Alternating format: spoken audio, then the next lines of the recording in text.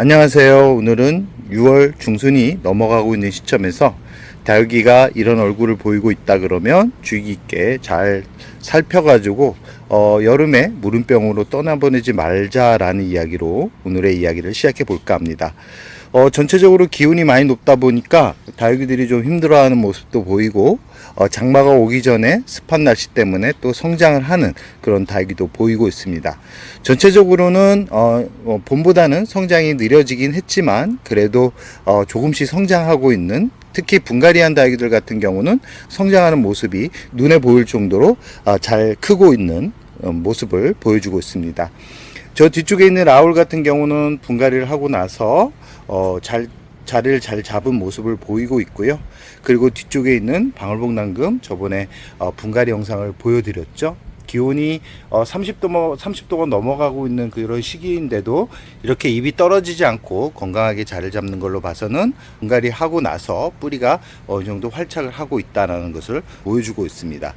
지금 저 방울복랑금과 이 방울복랑금은 좀 다르죠. 이 방울복랑금 같은 경우는 아직까지 분갈이를 하지 않았는데 이번 주는 꼭 분갈이를 해서 지금 모습대로 그대로 두게 되면 문제가 생긴다는 걸 알기 때문에 귀찮지만 문제가 된다는 걸 알기 때문에 꼭 분갈이를 할 예정입니다. 그리고 이렇게 미임들 같은 경우는 잎이 통통해져야 되는데 잎이 납작해졌죠. 물이 많이 부족하다라는 것을 보여주기 때문에 이런 다육이들 같은 경우는 일반 물주기 하기보다는 저면간수로 물을 1시간 정도 담가주면 큰 효과를 볼 수 있다라는 말씀을 드리고 싶습니다. 그리고 오늘 주제인 이런 얼굴을 보이고 있는 다육이들 같은 경우는 차각막을 잘해서 무름병으로 떠나보내지 않게, 특히 이 뿌리가 문제가 많이 발생을 하게 되면 잎이 다 떨어지면서 앙상한 줄기만 남게 됩니다. 지금 로치 같은 경우 잘 보면 벌써 이렇게 투명하게 잎이 말라가고 있는 모습을 볼 수 있죠. 이 춘맨 같은 경우도 옆에 이렇게 노란색을 띠면서 말라가고 있는 이런 노란색을 띠면서 말라가는 그런 잎들 같은 경우는 다 떨어진다고 보시면 됩니다. 지금 보면 이렇게 물러가는, 춘맨 같은 경우는 다행히도 물러가지는 않지만 로치 같은 경우는 잎이 이렇게 물러가고 있는 모습을 볼 수 있죠.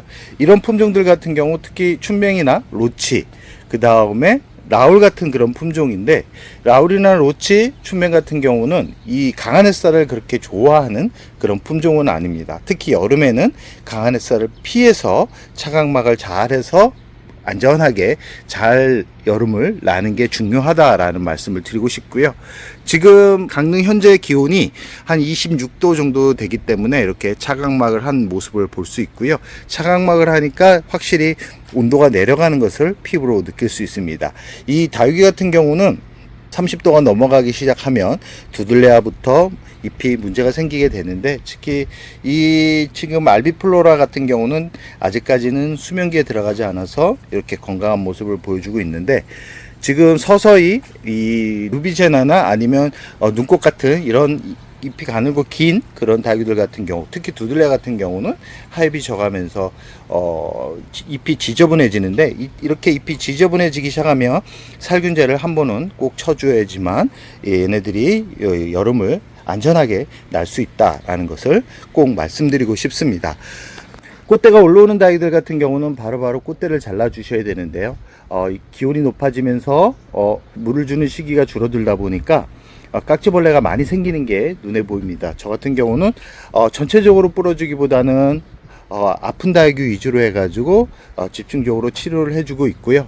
이 한 번 쳐주면 얘네들이 죽지 않습니다. 한 두세 번 쳐줘야 되기 때문에 그런 약을 친 다육이들 같은 경우는 꼭 말씀드리지만 햇살이 강한 곳에 두면 안 됩니다. 햇살이 약한 곳에 둬가지고 얘네들이 안정화를 시킬 수 있는 그런 시간을 줘야 된다라는 것을 꼭 말씀드리고 싶습니다.